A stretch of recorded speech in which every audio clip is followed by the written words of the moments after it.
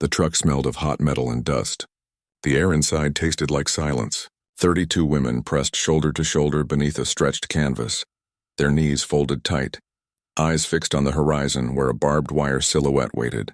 Katja Lindemann counted the rivets in the truck's tailgate to keep from thinking of the headlines she'd heard at home.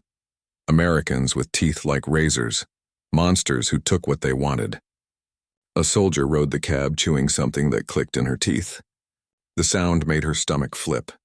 When the tailgate dropped, sunlight struck the barracks wire in a hard line. A man barked a word in broken German out. The convoy settled into a new rhythm. Photographs, tags, a number stamped into a life. They shuffled forward like people in a dream. Later that night, in a mess hall that pulsed with fluorescent light and a smell she had forgotten could exist, Katja saw a tray slide across a steel counter. On it, a piece of fried chicken steaming in the cool, indifferent air. For a heartbeat, the world tilted. They had been taught to expect ruin. From posters to radio, the message had been simple and brutal. Capture would mean humiliation, hunger, and a slow unmaking of a woman's honor. So when the newly processed prisoners filed into the vast mess hall, the sound of boots and trays echoing, every muscle in their bodies prepared for violence. Katja Lindemann knew hunger intimately. She had eaten black bread until the inside of her mouth went numb. But hunger is not only a craving of the body. Sometimes it is an absence that lives in your bones. The tray slid into her hands like an accusation. Butter gleamed on a split biscuit. Green beans swam in oil, and the chicken's skin snapped when she lifted it. The taste that followed was not merely food. It detonated memory and disbelief in equal measure. Warm fat, salt, something almost obscene in its abundance. Around her, other women paused mid-chew, forks hanging like questions. An American corporal watched from behind the counter, his expression small and uncertain. No orders demanded tenderness, no law required generosity. Yet those quiet gestures would begin to reshape the prisoners. Maps of the world might enforce them to ask a question far sharper than fear. What do you owe a stranger who feeds you when your own country taught you to expect worse? The processing line moved with a mechanical quiet, a rhythm that numbed thought. Katja Lindemann felt each step as if it were already a memory. A metal floor, a flash of photographer's bulb, a stamped number pressed into paper, and then into flesh. P4721F. The tag around her neck felt like a verdict. Around her, other women tried to fix their faces into something resembling composure. Some whispered prayers. Some stared at the horizon as though it might open and swallow them. They were led through a gate that smelled faintly of oil and bleach. The mesh hall was cavernous, the kind of industrial space usually reserved for factory work or troop briefings. Long tables ran like iron ribs through the room. Overhead lights hummed with a plain, tireless brightness that revealed everything. For months, Katja had been nourished on rumor and scraps, stale bread, thin soups, stories that hardened into certainty. The Americans were monsters, the enemy of every decent woman. She had lived inside that certainty until it fit like a second skin. Then the line reached the serving counter. The soldier behind the steel shelf who handed out trays wore a dark face and an easy smile that surprised the fear right out of her body for a second. His name tag read WWII. He spoke no German beyond the stutters of a phrase or two, but his hands moved with the gentle economy of someone who fed more than hunger. He fed ritual. He slid a metal tray toward Katja as if offering peace. On it sat a leg of chicken, the skin bronzed and steaming. 2 biscuits split and buttered, soft as clouds. Green beans glossy with fat. A sliver of cornbread and a glass of milk so white it seemed unreal. Katja's first sensation was disbelief. Her palms tightened on the tray until the metal bit into her skin. Her throat, so long accustomed to the dry whisper of hunger, trembled at the smell. Hot oil, butter, salt. Ordinary things that had been cut off from her life like a limb. Around her, women shuffled with trays like newly consecrated travelers, not prisoners. A corporal nodded to a woman searching for a seat, his posture neither triumphal nor patronizing, merely procedural. In the sudden hush, Katja felt all the training and propaganda fall away into a jagged heap behind her eyes. She took 3 steps, and then no more. The tray clattered as knees unhooked and she sank to the floor, not out of shame, but because the body recognizes safety before the mind can agree. The leg in her hands was heavier than she expected. Steam rose and blurred the nearest light into a soft halo. She brought the meat to her mouth and bit down. The sound of the skin cracking against her teeth echoed like a small private gunshot. Heat flooded her face. The meat inside was tender, hot, seasoned. Not cold slop or reheated charity, but an honest, immediate thing. "It's warm," she said to no one and then to everyone, the phrase breaking into the room like an accusation. "It's warm." She tasted salt and fat in a childhood that had seemed buried under ration cards and alarms. Tears came before taste. They blurred the cornbread into streaks of gold. Her hands were greasy. She wiped them on her skirt without thinking and then realized the gesture felt obscene. A private theft in plain sight. A murmur spread, not of commentary but of recognition. A woman a row over swallowed, eyes blown wide. Another, who had been staring at her tray as if it were a relic, put down her fork and simply began to eat, as if the act itself were proof reality would hold. The mess hall, once a space of mechanical order, turned into a set of small dramas. A childlike gasp here, a choking laugh there, hands trembling around metal cutlery.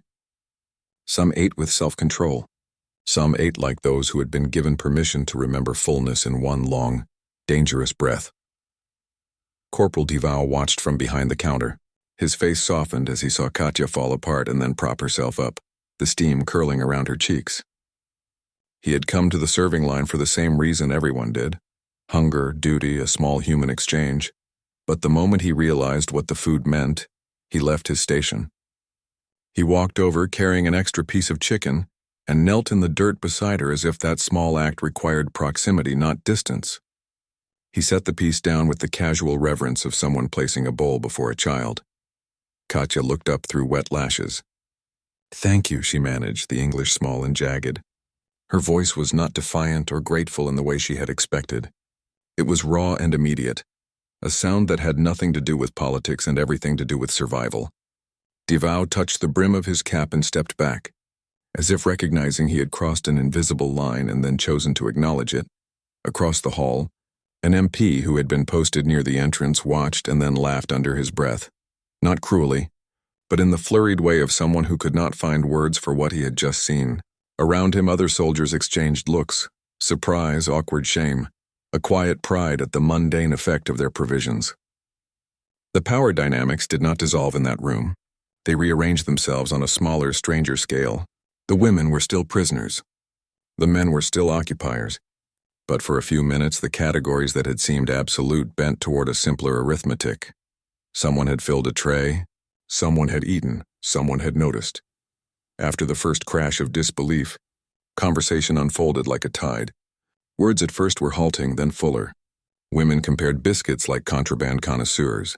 A nurse asked another where the butter had been sourced and then laughed at the absurdity of the question. Plates were cleared and trays returned, but not the memory. For those who had known only scarcity, the sensation of warm food lodged itself in strange places. The belly, yes, but also memory and self. Several who had refused at first now ate with a careful hunger, as if consuming quietly might make the gift less dangerous. Not everyone accepted the kindness without suspicion. A few clutched their trays like shields and ate in silence, lips compressed, eyes flicking for mockery. Some whispered about manipulation. They give and then ask. An old lesson of politics and power that felt safer than trust. But even these guarded women could not deny that when the first blistering bite of fried skin met their tongues, something inside them shifted. The public scripts they had learned about the enemy did not dissolve overnight. They simply cracked enough to let another story seep through. When they left the mess hall that evening, the air outside felt different, thinner somehow. The tent flaps snapped in the wind like pages turning. Men and women moved back toward barracks, some with a new ease, some with a new burden. Katya held her empty tray with two hands as if it were a map. The warmth she had tasted was not just a physical sensation. It was a promise and a question bound together. How do you return to a world that taught you to expect brutality, when the first collision with the enemy tastes like bread and butter? How do you reconcile the tiny human gestures of strangers with the enormity of the war that had taught you hatred? The night settled with the same indifferent hush as always, but inside the bunks, whispers went on. Someone kept saying, "It's warm." The phrase became a kind of mantra, repeated at odd moments. In the wash line, while mending shirts, by the latrine. It was less an observation than a litmus test for the new, fragile possibility that would thread through the days to come, that mercy could be ordinary, And ordinary mercy could change what a prisoner chose to remember. And, perhaps, what she might one day choose to leave behind. 3 days after the meal that silenced the camp, a truck rumbled into the yard at dawn. The sound pulled every woman from her bunk. That low diesel growl they had learned to associate with relocation, labor, or punishment. But instead of armed guards or barking orders, 2 American clerks in neatly pressed uniforms began unloading stacks of brown cardboard boxes, each one stamped with a blue eagle and the words U.S. Army Supply. The women watched from behind the barrack steps, their faces half lit by the early sun. An officer called their numbers one by one, reading from a clipboard as if distributing fate. Katya stood in line, her hands shaking from some mixture of fear and hunger that never quite left. When her name came, a box landed at her feet with a soft thud. Inside, something shifted. A whisper of paper, the faint scent of perfume. She crouched. Her fingers hesitated at the twine. For months, every package in her life had contained loss. Orders, rations, death notices. The idea that this one might not was almost unbearable. The lid came open with a sigh of torn tape. Inside, a bar of Lux soap, cream-colored and smooth as porcelain. A tube of Pepsodent toothpaste with a smiling woman on the label. A Hershey's bar, its chocolate sealed in shiny brown paper. A small bottle of powder. And folded at the bottom, a magazine, Vogue, the cover model draped in silk. Her mouth painted a perfect red that had nothing to do with rationing or rubble. Katya stared as if she'd found the artifacts of another planet. Across from her, Brigida, the same radio operator who had trembled in the truck, ripped open her own box, then froze. Her expression hardened into disbelief, then fury. "They mock us," she hissed. "They give us soap because we smell like dirt to them. They give us lipstick to laugh at our shame." A few women nodded, relieved to have anger to hold. Others said nothing, still fingering the unfamiliar textures. Glossy paper, soft fabric, smooth chocolate that yielded to warmth. Katya lifted the soap to her nose. The scent, jasmine and something like rain, rushed through her like a memory of pre-war summers, of clean sheets and her mother's hair. She hadn't smelled luxury in years. It made her throat tighten. "It's not mockery," she said quietly. "They don't know what this means to us. Then what is it?" Brigida shot back, her voice cracking between rage and tears. Katya didn't answer. She wasn't sure. Around them, the barracks turned into a small museum of astonishment. Women compared items, argued about what to use first, whether the gifts were poisoned with pride. One woman bit into her chocolate bar and immediately spat it out. Too sweet, too rich, almost violent after months of black bread. Another began to cry over the toothpaste, whispering that it smelled like the dentist's office she had gone to as a child, before air raid sirens replaced lullabies. By nightfall, the air inside the barracks shimmered with strange new scents: soap, cocoa, butter, perfume, all the small luxuries of peacetime condensed into one impossible day. Some women hid their boxes under their bunks, convinced this kindness was a test. Others clutched their soap in their sleep, as if afraid it might vanish by morning. Katya lay awake long after the lights went out, tracing the embossed letters on the LUX wrapper. Each ridge under her fingertip felt like a boundary between two worlds. The old one, built on deprivation and obedience, and this new one, built on a mercy she didn't yet know how to accept. She thought of Corporal DeVow's quiet nod, the way he'd placed the second piece of chicken on the floor beside her like an offering.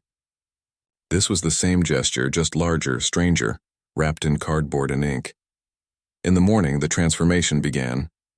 Brigida, who had sworn she'd never touch the American gifts, emerged from the washroom with her hair damp and her hands pink from scrubbing. The soap scent trailed after her like a confession. "If we are prisoners," she muttered, "then I'll be a clean one." Later that afternoon, laughter broke out near the footlockers. Sharp, startled laughter that didn't belong in a prison camp. A woman named Greta had discovered the lipstick sample hidden inside the magazine, a tiny tube of Revlon Fatal Apple. The color gleamed under the window's light like a wound that refused to close.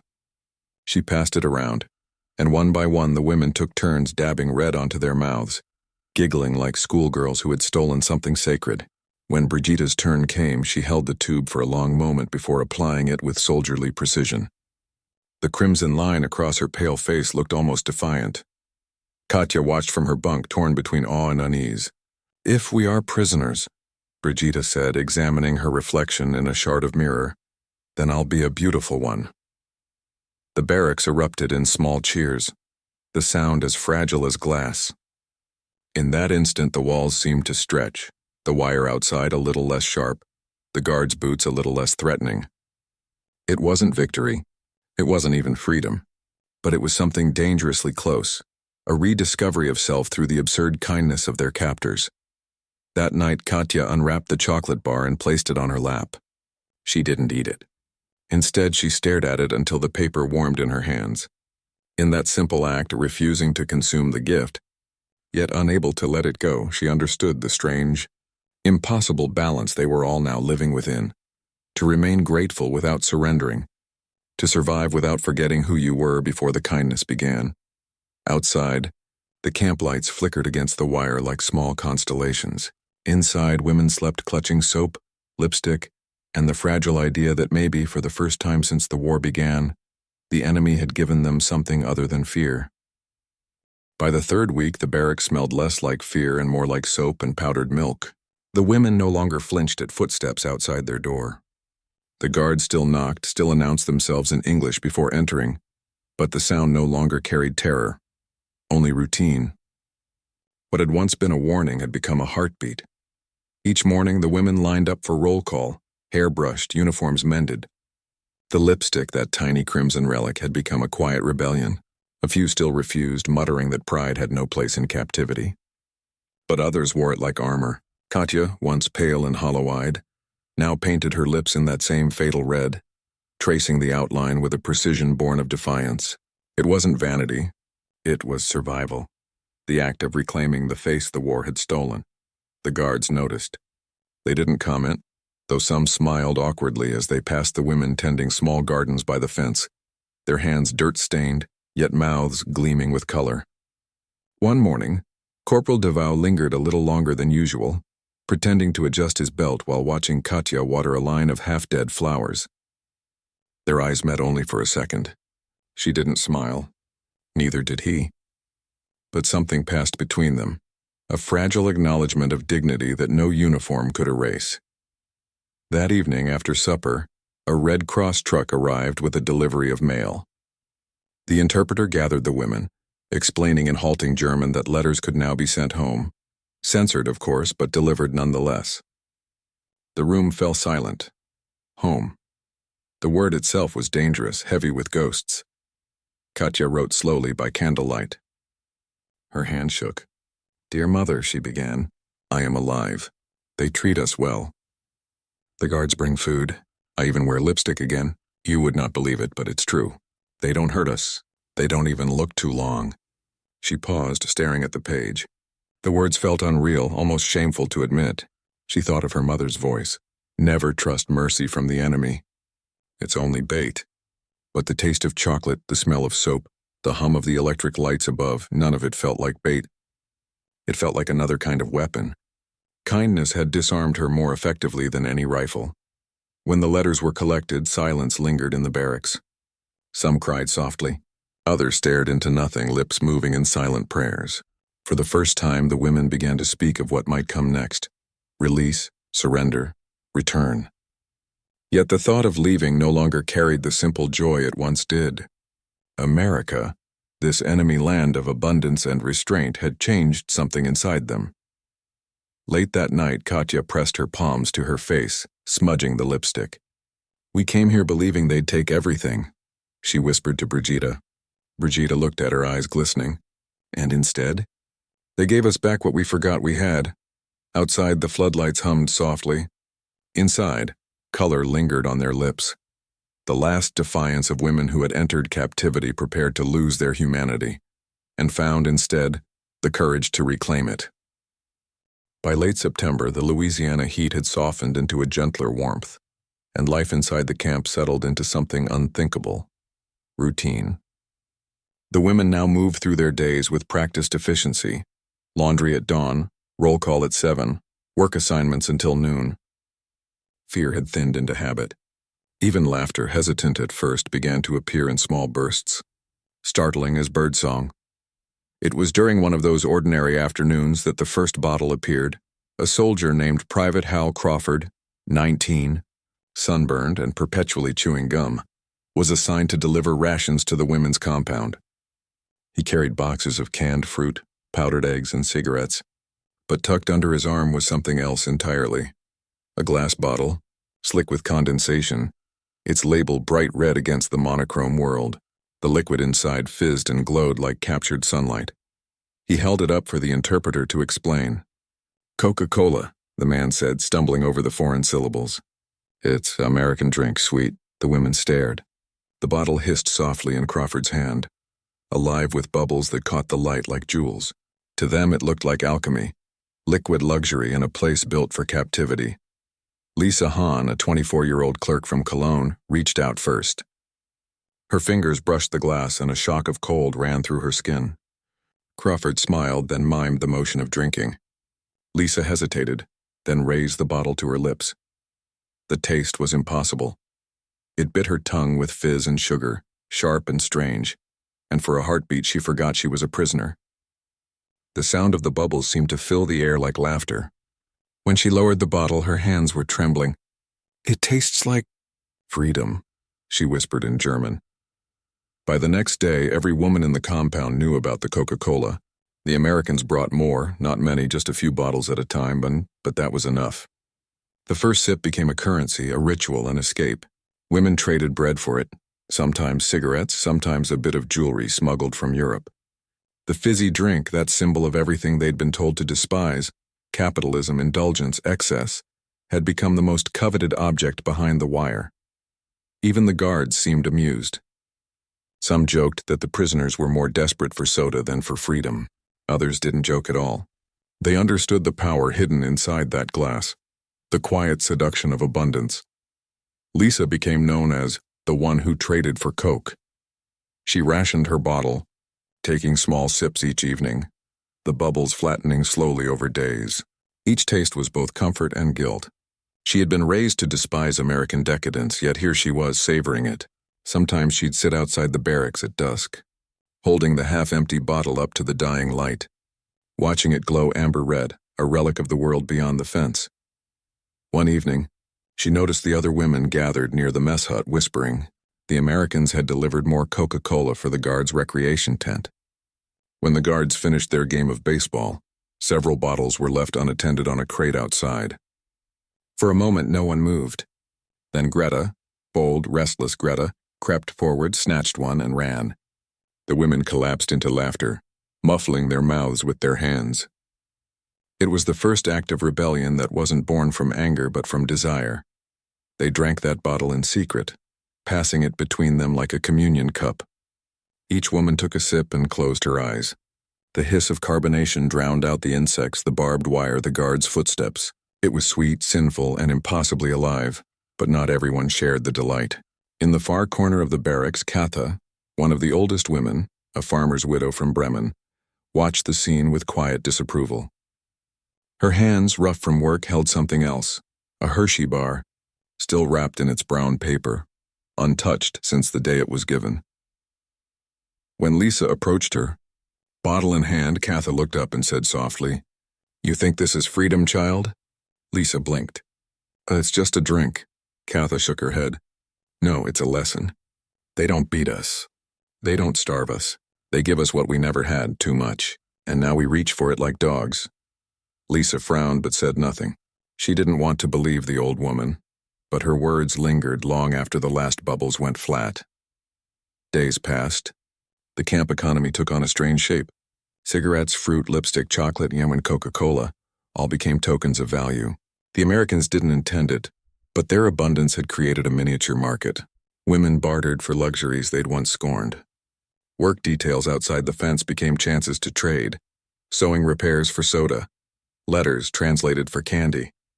Each kindness, each indulgence deepened their dependence. Katya noticed it too. The food that once felt like grace now felt heavy, excessive. She found herself rationing meals out of habit, ashamed at how easily fullness had become normal. "They are winning," she wrote in her diary, not with weapons but with comfort. At night, Katha's Hershey bar glinted on the shelf beside her bunk, still unopened, a small act of rebellion against a world that threatened to soften her too much. She said once, almost to herself, "This chocolate is a test. The moment I eat it, I'll forget I was ever hungry." And forgetting is the first step to obedience. The others laughed, calling her dramatic. But Katya saw the truth in it. Mercy could be its own kind of weapon, one that disarmed not through fear, but through pleasure. When the next Red Cross truck arrived, the women rushed to the gate hoping for more packages, more letters, more of the small American miracles that had come to define their days. Katya hung back. She stood near the fence, looking at the guard towers framed against the sinking sun. The world outside the camp seemed distant now, unreal. Inside, the air smelled of soap, sugar, and something harder to name, surrender dressed in sweetness. That night, Katha finally spoke to her again. "When they brought us here, we thought they'd take everything," she said, her voice low and steady. "Instead, they give us everything. And that's harder to survive." Katya nodded. She thought of Lisa's laughter, of the fizzing Coke, of the taste of butter and milk that no longer shocked her. Somewhere in the dark, the sound of glass clinked softly. Another bottle being opened, another small surrender fizzing into the air. The cotton fields shimmered under the late autumn sun, the air heavy with the smell of soil and diesel. Rows of white stretched toward the horizon like torn snow. It was harvest work, tedious, back-breaking, yet strangely peaceful compared to the barracks. For the German women, it was the first time in months they had been beyond the wire without rifles shadowing their every step. A flatbed truck rattled into view, leaving a trail of red dust. On its hood sat an old farmer in a straw hat and suspenders, his face sun-creased, his grin open as a door left wide in summer. The guards called him Boone, a local grower who supplied produce to the camp kitchens. The women knew his type only from propaganda posters, the caricature of the American capitalist fat with greed, devouring the world's grain.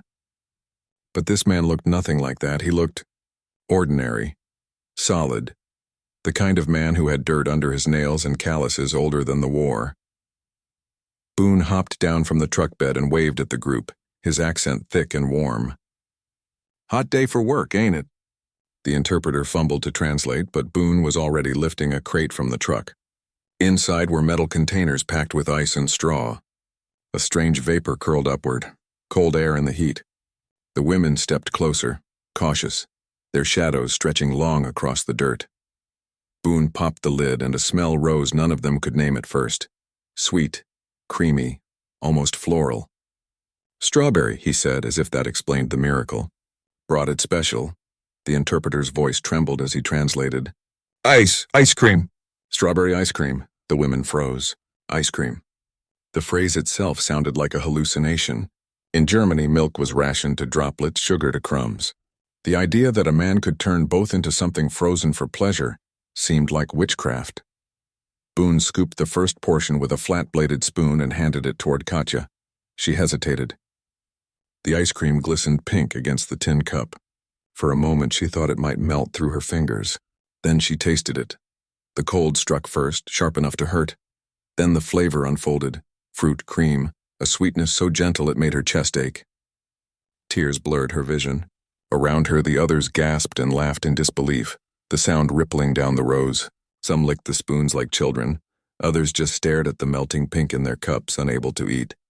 Lisa whispered, half laughing, half crying, "How can something this soft exist in war?" Boone watched them quietly. His weathered face softened into something like pity.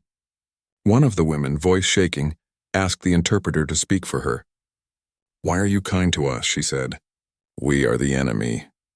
The question drifted in the hot air, small and dangerous. Boone scratched his chin. When the interpreter finished, he shrugged and said in slow, plain English, "You're just tired, girls. Tired folks need sweetness, same as anybody." He tipped his hat, smiled once more, and climbed back onto his truck. The engine coughed, the tires bit into the dust, and soon the vehicle was a blur against the shimmering road, leaving only the taste of strawberries and the faint hum of disbelief. Katya looked down at her empty cup. A single pink smear clung to the rim. It seemed impossible that kindness could arrive wrapped in such absurdity. Cold cream in the middle of war, offered without sermon or reward. Around her, the women began to hum a tune someone half remembered from home, the sound soft and trembling like the air after rain. Later that night, back in the barracks, Katya wrote one line in her diary. Mercy is the flavor of something we were never meant to taste. By early autumn, the camp had folded itself into a strange second life. The rhythm of work and roll call, of soap and letters, had settled into habits that felt almost domestic. The women wore their hair neater. They mended uniforms with a precision that pleased their sewing instructors. Even the guards moved through their routines with less tension, exchanging small jokes at the mess hall and occasionally lingering to watch a game of softball. What had been raw and violent had softened at the edges into a daily inventory of small mercies and small compromises. So when Boone announced, with a half grin and an unmilitary flourish, that there would be a county fair that Saturday and that a few of the women could go, the idea landed like a fever dream. The posters tacked near the barracks office showed a Ferris wheel, bulbs strung in a great circle, and the words in enormous friendly letters: County Fair, food, rides, fireworks. The women gathered in knots under the notice, reading it in breathless whispers, translating the words into a kind of forbidden hope. County Fair, Brigida said, the syllables tasting like a foreign currency. You mean lights, games? Lights and corn dogs, Katya said, and the hallway dissolved into nervous laughter. For weeks they had rehearsed their fear of every knock. Now they rehearsed the notion of fun as if it were a contraband skill. They were told to dress simply and modestly. Boone had borrowed dresses from his sister, floral prints and polka dots and one with actual lace. The fabrics had been washed and ironed until they smelled faintly of lavender, a scent that made some of the women cry when they discovered it on the sleeves. Katya stood in the barracks bathroom, slipping the borrowed dress over her head. The cloth fell like a promise. In the cracked mirror she saw a face she barely recognized, lips with a trace of color, hair combed, shoulders somehow less shadowed. She felt at once ridiculous and dangerously exposed. At dusk the convoy rolled out. The road crunched under tires, the truck's headlights carving tunnels through the dark. As they approached the fairground, the first sight stopped them. A ribbon of light against a violet sky, the Ferris wheel turning slow and patient, bulbs blinking like stars pulled close to earth. Music leaked through the air, a fiddle and a piano and a voice somewhere calling out the next attraction. The smell hit them first. Frying oil, popcorn, sugar spun into pink clouds. No one could have taught them how to feel it. It was sensory overload. The tartness of cotton candy, the metallic tang of a corn dog, the bright slap of a carousel's painted horse. They moved through the fair like something reverent. Men in denim bought them tickets and guided them with a gentlemanly awkwardness that made their cheeks hot. The crowd was largely local families, children tugging at parents' sleeves, teenagers showing off. No one looked twice at the small group of foreign women in borrowed dresses. Somehow, in that particular American evening, the outsiders fit. It was Jim who asked the first woman to dance. He looked like a young farmer in a pressed shirt, his grin a little embarrassed as he extended his hand. "May I have this dance?" he asked, his voice warm and simple. Katya froze. The music thrummed and the world narrowed to the space between their hands. She wanted to run, to pretend she had not heard, to remember the rules that had been recited to them since childhood about honor and shame. Instead, she took his hand. The touch was light, not probing, an ordinary weight. A man's palm settled on her waist with no claim, just presence. They turned under the Ferris wheel, slow and small. The night smelled of funnel cake and hay. She felt ridiculous the first step, then startled by how natural the movement became. Muscle remembered how to move with another human without fear. For a moment it was pure and harmless and terrifying. Jim hummed off key. Children shouted at the carousel. Katya's breath came in even, ignorant rhythms. She kept her eyes lowered, afraid to look at him, afraid to meet a gaze that might ask for something in return she could not give. Yet when she finally glanced up and saw Jim's face, sunburned, open, amused by everything but cruel, she felt something loosen, like a hinge. Not love, not yet, but something like permission to be ordinary. When the music swung into a livelier tune, they laughed. Laughter spilled like coin and felt at once illicit and clean. Other women were less fortunate. Brigida, whose tremors had receded into a brittle composure, stared at the fireworks schedule and stiffened with a tension that made her jaw lock. The fair's bright energy pressed into corners of memory that clicked and clanged like poorly oiled hinges. She walked the midway in a brittle daze, watching crowds move like a film she could not pause. Her face was painted with the lipstick she'd sworn she'd wear only in private, a slash of red that read like a dare. At a game booth, a boy called out, and Brigida flinched so hard she stumbled, head snapping toward the noise like an animal.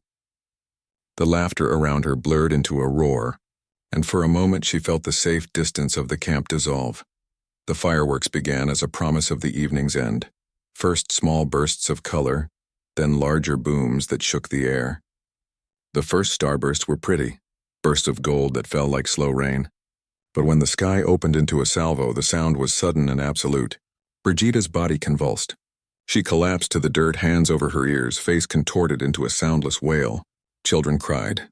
Someone shouted for water. The music halted. For a breathless minute, everything fractured. Civilian revelers stepping back, guards moving, Boone dropping his hat in alarm. Katya rushed to Brigida's side. The radio operator's hands trembled as she clutched at her chest, eyes wide with horror and a memory too big to hold. Men crowded but did not crowd too close, giving space in the way townspeople sometimes do for a sudden grief. An older woman knelt, pressing a cool hand to Brigida's forehead. Slowly, like a tide, the panic ebbed. Brigida's breathing calmed. Tears wet her cheeks, but she was not broken beyond repair. The crowd returned to its music as if resuming a dream. That night, on the ride back to the camp, silence pooled in the truck between the women. Katya curled her hands around the borrowed cloth, thinking of Jim's hands on her waist and of Brigida on the ground, the fireworks smashing into her like remembered bombs. The fair had given them a taste of ordinary life and, in the same breath, taught them how brittle that ordinary could be. At the barracks, the borrowed dresses were folded carefully and slid back into their canvas bags, the lipstick smeared slightly on a napkin, proof that their faces had carried color that day. Voices were low. Some laughed, voice thin around a cigarette. Others sat awake with their hands clasped, eyes in the dim light. The moral contradiction pressed on them like a second skin. They had tasted sugar, felt the lightness of a dance, and watched the sky bloom in color. They had also seen how close tenderness could turn into terror. A single flash and the past rushed back with the force of a storm. How do you carry both images at once? How do you reconcile a man who offers his arm without demand with the same world that dropped bombs on your hometown? Katya lay on her bunk and turned the evening over like a stone in her mouth. She wrote nothing that night. There was no neat phrase that could hold both the Ferris wheel's lullaby and Brigida's collapse. The fair had given them permission to be human for a night, and that permission came freighted with a new grief. The knowledge that gentleness did not erase the past, only complicated it. Outside, the wire reflected pins of light from the distant fireworks, glinting like a horizon of tiny promises. Inside, the women carried a new ache, the impossible choice between the safety of sweetness and the claim of memory. The war had taught them to fear the world.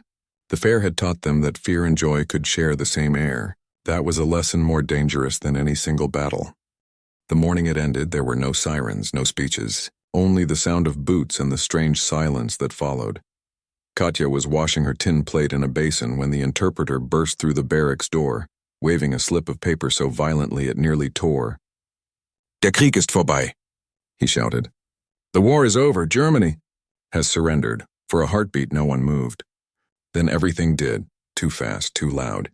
Women spilled from bunks and corridors, some laughing, some frozen, some still clutching their laundry. Brigida stood barefoot, a soapy rag dangling from her fingers. Lisa pressed both hands over her mouth.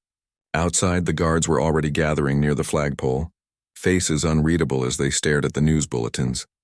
The American flag rippled above them in a wind that suddenly felt too alive.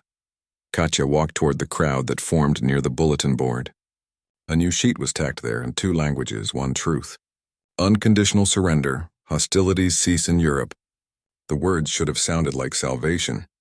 Instead, they landed like the echo of a gunshot already fired long ago. Around her, some women wept, tears of exhaustion, of grief, of relief. Others just stared, lips parted, unable to reconcile the headline with the emptiness inside. Brigida whispered, "It's done. We can go home."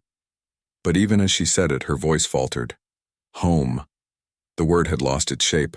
Katya found herself searching the air for feeling, joy, sorrow, anything, but there was only stillness. The barracks, the wire, the dust, all unchanged. The world had supposedly turned a corner, yet she was still standing in the same cage holding the same metal plate. Later, as the sun lowered, a group of guards fired blanks into the air in celebration. The pops echoed like distant artillery, and half the women flinched before they remembered they were safe. Katja didn't flinch. She only closed her eyes and thought of her mother's last letter, folded somewhere in a box. The war was over, yes, but peace, she realized, was not the same as freedom, and freedom was not the same as home. The next morning, a crowd gathered by the bulletin board, the air thick with the smell of dust and disbelief. Sheets of paper fluttered under thumbtacks, repatriation orders printed in English and German. Rows of names, typed and smudged, organized by regions that barely existed anymore. Hamburg, Dresden, Schleswig-Holstein. The women surged forward, searching. Brigitta's fingers traced the lists until they stopped halfway down the second page. Her breath hitched. Her district, Dresden, total destruction. No confirmed survivors. Her lips parted, but no sound came out. Katja reached for her, but Brigitta only whispered, "There's nothing left," and stepped back as if the ground itself had disappeared. Lisa found her mother's name under Soviet zone. Alive. The word looked both miraculous and cruel. "She's alive," she kept repeating, voice trembling between laughter and guilt. Katja's hands shook when she found Lindemann. Margaret confirmed alive, British zone. Displaced persons camp. The relief didn't bring joy, only weight. She dreamed of this moment, of knowing her mother lived.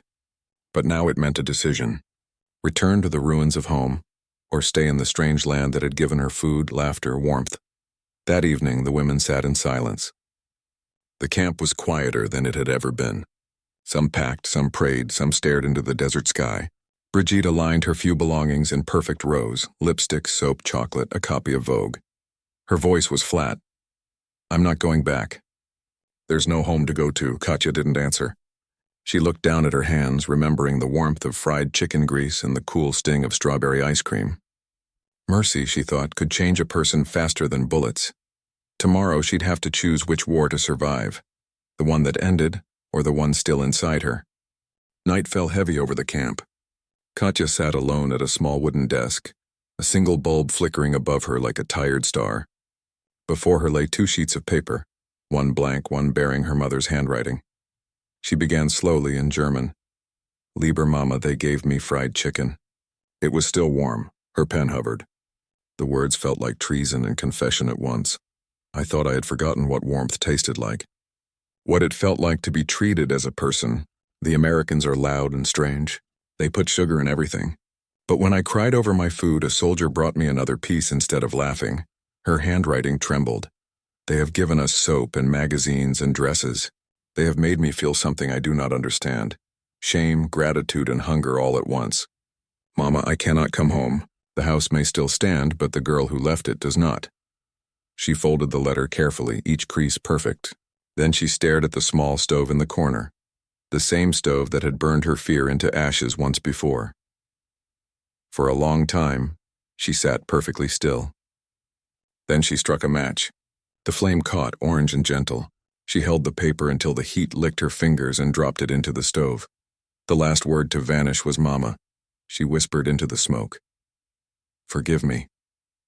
Outside, the desert wind carried the ashes away, scattering them like snow over a land that had never known her name.